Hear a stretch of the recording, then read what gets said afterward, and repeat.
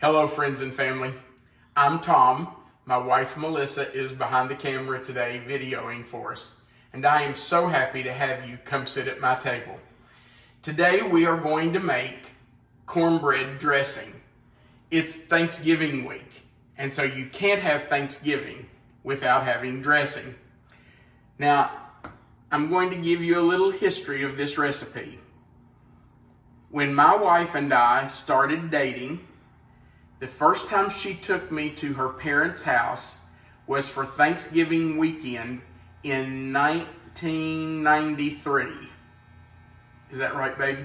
Yes. Okay, so 1993, I walk into her parents' house the first time I've ever been there, and the first thing her dad said to me was, "Get in the kitchen, you're helping me make the dressing." Well, I like to cook. I had cooked for a long time before I went to their house, and so I thought, okay, I can do this, but I had never made dressing from scratch. So he had me help him make dressing. When I left there that weekend, I wrote down everything he had me do, and then I kind of tweaked it a little bit, researched other recipes, and I've put together this recipe that I have now used for about 28, 29 years. I'm happy to share it with you today, and I hope you enjoy it. This is what you need for a cornbread dressing recipe. You're going to need some cornbread that is just ground up. I use a small food processor. You can see how fine I grind it. I also use about 4 or 5 large biscuits, like Grand's biscuits. So if you watched the video we posted yesterday for Southern cornbread, that's what I've used here. I just took that cornbread that I made and I put pieces of it into the food processor and just ground it up. Now, I will tell you that I did break it into chunks, put it on some paper towels and wrapped it in other paper towels so it was wrapped up, but I left it lay out on the counter all night because you don't want it to be wet. You don't want it to be mushy. You want it to dry out some before you grind it up, otherwise you're going to end up with just a big ball of dough. So I did leave that and my biscuits out on the counter overnight, wrapped in paper towels so the paper towels would draw the moisture out of them. And then this morning, I just took a food processor and kind of ground them up. When I helped Melissa's dad make dressing that first time, he didn't use a food processor. He had me take the cornbread and the biscuits and rub them between my hands. I'd get more and rub them and more and rub them. And when I thought I was finished, he said, "Well, you've gotten a good start, but that's not fine enough. Keep rubbing." Let me tell you, using a food processor is much faster and much easier than rubbing it between your hands trying to get fine crumbs. So if you have a food processor, just throw pieces in there and pulse it until it finally is into crumbs. It doesn't have to be like sand. In fact, I hope you can see here that the white pieces, which is the biscuits, are a little bit bigger than the cornbread. You can see that's a piece of biscuit, and that's a fairly decent sized chunk. But the cornbread that's yellow is much finer. It just chops up better. So just grind it up till you get it kind of chopped up. Now, I used my own homemade cornbread for this. You do not have to do that. You will find videos on YouTube where the cooks will say, "I would never use a boxed cornbread mix for my dressing." Well, then they shouldn't. But I've done that. Now, with this, I used the cornbread I made yesterday from scratch. But I have used boxed cornbread mix to make my dressing, and I'll just tell you the truth, we can't tell the difference. The only thing is you do not want to use a sweet cornbread. Don't use something like a honey cornbread or a sweet cornbread. If you look at the ingredients on the box and sugar or honey is listed in those ingredients, do not use that one. find a mix that is just plain cornbread. Any kind of sugar or honey in it will ruin it. So you need, I'm going to say 4 or 5 large biscuits and a box of cornbread mix or your own homemade cornbread. You also are going to need about 2.5 to 3 pounds of chicken that you chop into chunks. Now, I will tell you that I just use frozen, skinless, boneless chicken breast. I just throw them in some water, let them boil for a few minutes, and take them out, let them cool a little bit, and I chop them up. Used to, when I bought boneless, skinless chicken breast, they came in 3-pound bags. Now they come in 2.5-pound bags, and so that's what I've used. I'm not going to open another bag to get one more chicken breast out of it. So I've got 2.5 pounds of chicken there today that I've just cooked, cooled, and chopped into pieces. You don't want teeny tiny little pieces. You want decent sized pieces, not huge, but you know, something that would be kind of bite-sized. Then you need 2 cans of cream of chicken soup. Normally, I just use plain cream of chicken. But our store did not have cream of chicken yesterday. In fact, I went to 3 stores and nobody had plain cream of chicken. So I ended up with the cream of chicken with herbs, and that'll work just fine. But you just need 2 cans of cream of chicken soup. You need 1 cup of onion chopped and 1 cup of celery chopped. Now, I'll tell you that my wife does not like celery. But you cannot make dressing without celery, in my opinion. So we do use it, and she's okay with it. I am. It's not my favorite food on it by itself, but in this recipe, it's fine. She's okay with it. I do chop it up very small for her. You can see here what size pieces I've fixed, because they will just kind of cook up better, and hopefully she won't get a big chunk of celery in her dressing. But, you know, just chop up your celery. You need 1 cup of celery, 1 cup of onion, both of those chopped. You're going to need 1 teaspoon of salt and 2 teaspoons of pepper. 1 teaspoon of salt, 2 teaspoons of pepper. Then for the most important thing, you have to have sage. You just cannot make homemade dressing without sage. And this is a big point of contention among cooks who make dressing. Some people like very little sage in theirs. Other people like a lot.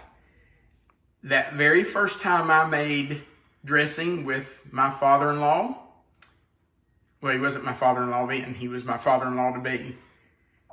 He kept adding sage and kept adding sage, and I thought, oh my gosh, how much are we going to put in it? But it was delicious. I think he put about 3 or 4 tablespoons in his, and I'm just going to be honest, we start with 3 tablespoons, but I usually don't stop there. I usually add a little bit more after we taste it. So we'll start with 3 tablespoons and then we'll taste it, and you can do the same. You know, if you're not a big fan of sage, maybe you'll want to start with just 2 tablespoons and then decide if you want to add more. But I always start with 3, and then sometimes I'll add a little bit more if I need to. I think it also depends on how strong the sage is. Then you need 4 eggs that are chopped. You don't want them chopped into teeny tiny little pieces, but you don't want huge pieces of egg left in your dressing. So just chop them up. You can take a knife or an egg slicer and just chop those up into pieces. You'll need 1 stick of butter melted, and you'll need 1 48-ounce box of chicken broth. Now, depending on your cornbread and your biscuits and how dry they have gotten, you may need a little more than 48 ounces. You may need just a little less, but I don't think I've ever used less than 48 ounces. You'll just have to add some at a time until you see how much you need. If you use the whole 48-ounce box, which you probably will, you may have to add a little bit more from another box or another can. So I suggest having at least 2 boxes or a box and a small can. Let me just show them. I do have an extra can here just in case we need it. It's just a can of chicken broth. Hopefully I won't have to use it, but if I do, I will. All right. You also are going to need a baking dish. This is just a 9 by 13 baking dish to put it in. And it needs to be sprayed. So spray it with some nonstick spray or grease it with butter. I think nonstick spray is easier, but do whatever you need to do. All right, let's mix this up. And you know, if you're really lucky, you'll have more dressing than will fit in that pan. And then you can make yourself a small bowl of it and bake it like in a ramekin, because to the cook goes the spoils. We'll hope we have a little extra. All right, so here we go. We're just going to start with our bread, our cornbread and our biscuits. We're going to add in our chicken, put in our onions, get every one of those out of there. Add our celery.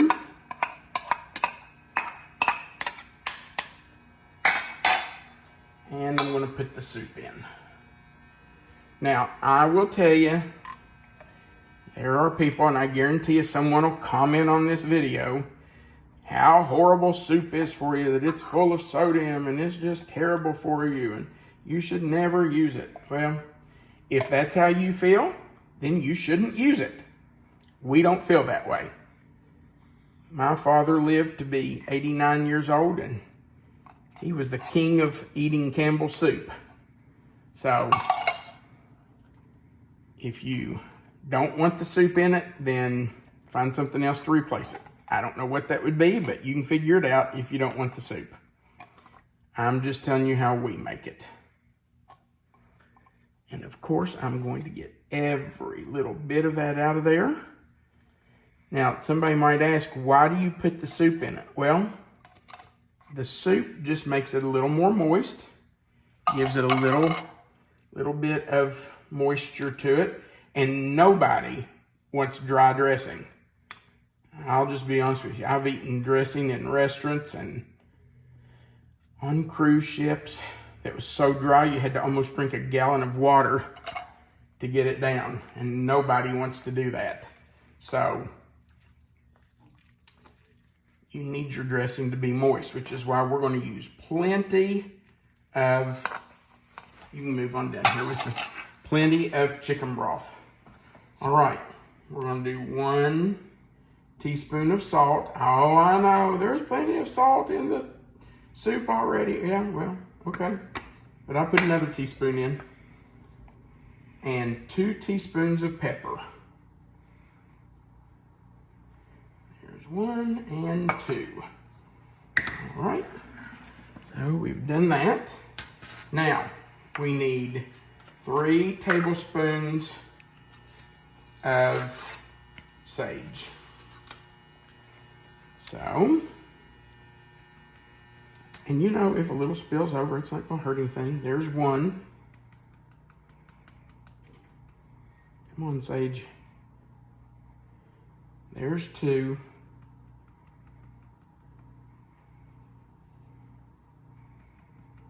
And there's 3. Now, I'm almost going to guarantee you that when we taste that, it's not going to be enough. I'm going to save the eggs for just a minute, because I like to put them in last. And I'm going to put our butter in. You might say, why butter? Well, butter equals flavor. So that's one thing. And it's right back to what I said earlier. We need the moisture, because we want good, moist dressing.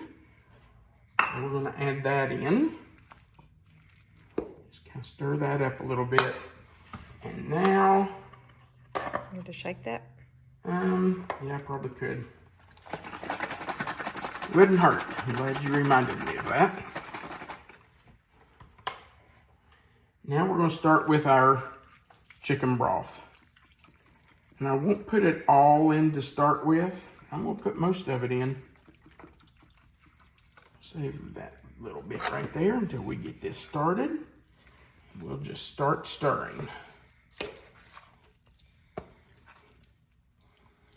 It's not easy to stir, and you have to have a big bowl, because this makes a bunch. All right, I can already tell you, we're gonna need more chicken broth. You have to get that cornbread and those biscuits good and wet. And remember, we left them lay out so they would dry, because we want them to soak up that chicken broth. Oh my goodness, this smells so good. Yes, it does. Already smells like Thanksgiving in here. It does. That's what I was going to say. It smells like Thanksgiving already. Okay. Let's do some more. Have you ever used turkey instead of chicken? Yes. Yes. In fact, I think, if I'm not mistaken, that first time I made it with your dad, we did use turkey. Do you remember? I think so. That's the reason I was asking if you Yeah. ever did it. Yeah. I think your mom cooked a turkey breast the day before, and that's what we used. So you can use either one, chicken or turkey. It's just that I usually don't do my turkey ahead of time to have it ready, and honestly, it's just easy to cook those chicken breasts. Boil them in some water. Okay, now I have used the entire 48-ounce box of, and you can see, look how it's standing, but we're not finished mixing. It won't be standing in chicken broth when we get finished. It will be soupy though, because if it's not soupy, and it's just not going to be wet enough when it's finished. I'm a retired teacher, so is my wife, and I normally don't use the word ain't. But ain't nobody wants dry dressing.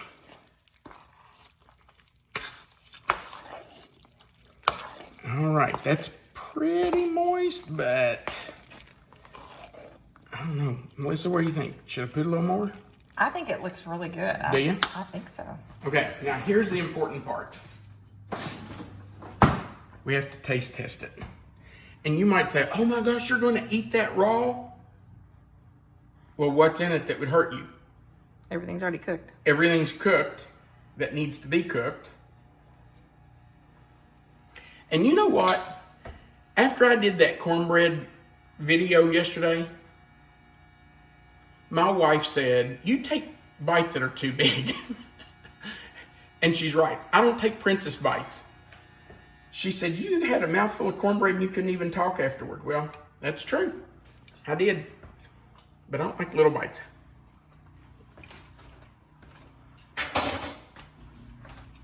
Do you want to try a bite? It's okay. I can't eat and video at the same Can't do time. it. Mm-mm. It needs a little more sage. You know, the truth is, sometimes you get sage that's stronger. Sometimes you get sage that's not as potent. And so that's why you really need to taste it to see if you need more. Sage has a pretty long shelf life. So Yeah, it really does. does it decrease or increase its potency the older it gets? Well, that's a great question. That's one I don't know the answer to. But it does have a long shelf life. If you look at the expiration date on the boxes, it's like years. So,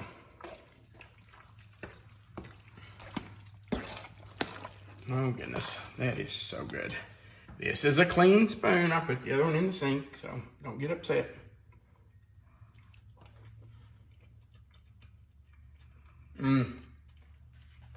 That's better. Okay, so we're going to stir in the eggs and we're going to do that very gently. And I save those to the end because I don't want them broken up. I want to be able to see chunks of egg in the dressing when it's cut, when it's spooned out. So I try to be very gentle and just kind of fold them in and not really stir the dressing. And just take my spoon down the side and kind of fold it over because I don't want to break those up. Okay, I think we are ready to put this in the pan and bake it. Here's the question. Is there going to be a little left over for the cook? I think there is. Looks like plenty to me.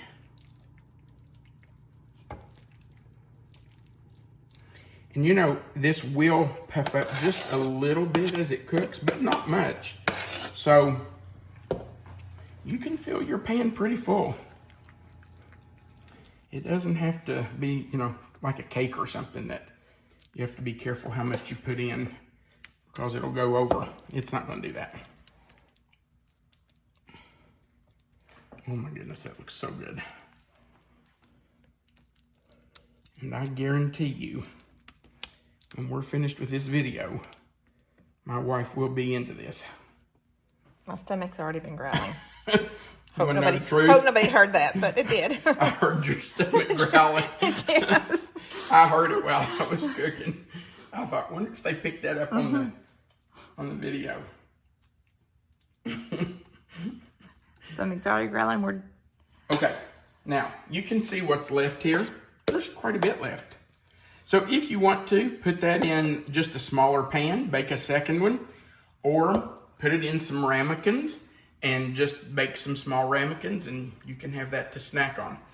All right, this is going to go in a 375 degree oven for, I don't know how long. Wait, let me look. For 30 minutes. Now, I will tell you that because I fill mine full, it normally takes a little more than 30 minutes. But we have a new stove that's a gas stove. We've always had electric, and it bakes hotter. So I will probably start watching it at like 25 minutes just to make sure. But my old stove, my old oven, took a little longer than 30 minutes. So we'll see. All right, in it goes. You know, I thought the other day, I'm not sure why I always use this bottom oven. I rarely use that top one. I don't know why. All right. We will be back in about 30 minutes to let you see it when it comes out. And I'm going to get to taste it again. We'll see you in a few minutes. Welcome back. It has been almost 30 minutes. And I'm pretty sure our dressing is ready. So let's go ahead and take it out of the oven. Let's turn off the timer and turn off the oven. Now we did have that extra dressing left, and I put that in 2 ramekins.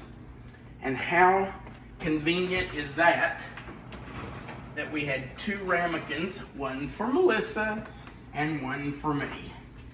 All right, there's our pan of dressing. And man, does that look good. That looks really good. Let's take out the ramekins. And I will try these. They smell really good as well. They do, don't they? You know, the good thing about this is everything's already cooked. You're not cooking anything with this dressing. You could eat it. Well, actually, I did, didn't I? You could eat it raw because everything's already cooked. All you're doing is baking it enough so that it kind of solidifies and will hold together.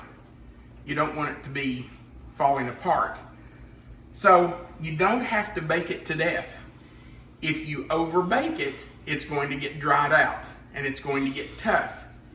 And like I said before, ain't nobody wants dry dressing. So don't overbake it. Here's how you test it. If you can put your finger in the middle and it's not wet, it feels firm, you know it's done. Now it will continue to cook when it's sitting out like this. It'll keep cooking for a few minutes and it will firm up a little more. So whatever you do, don't overcook it. 30 minutes for a large pan like that is plenty. These little ramekins, I only did those for, I think about 25 minutes. I put them in just a few minutes after I put the big one in. So these I baked about 25 minutes. This baked 30. They're nicely browned. They are, aren't they? They look really good. Now, it's going to be hot. Oh my goodness, can you see this? I don't know if you can see there or not. Can you see how moist that is? That looks really good. Look how steamy hot it is. Okay. I can see the onion. I can see the celery. That'll be fine. And the eggs. Oh, by the way, after we cut the video, after I put it in the oven, it dawned on me that I did not tell you that the eggs were hard boiled and then chopped up. And I know that probably to most of us is evident, but sometimes if a person's not an experienced cook, they're just not sure. So I just wanted to make sure I said that. You hard boil the eggs, peel them, and then chop them up. Now, I have a special way that I boil and peel eggs, and honestly, the shell just slides right off of them when I do it. So maybe sometime I'll do a little short video on how to boil and peel eggs, because I know some people fight with those things trying to get the peel off. But for the eggs, just hard boil them, peel them, and then chop the eggs up. Okay, that looks so moist.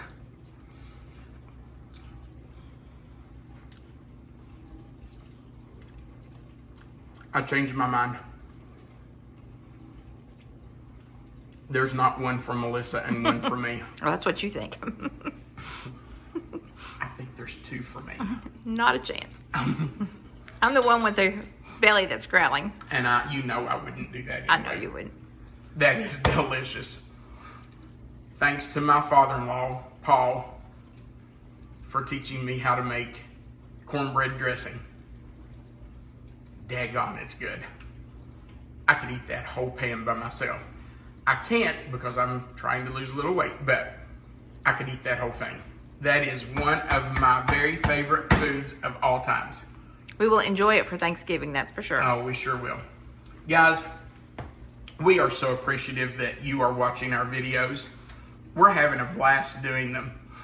If you haven't already, would you consider going down below this video and clicking the thumbs up? That just says you liked our video. And on the other side, over on the right, there should be a place that says subscribe.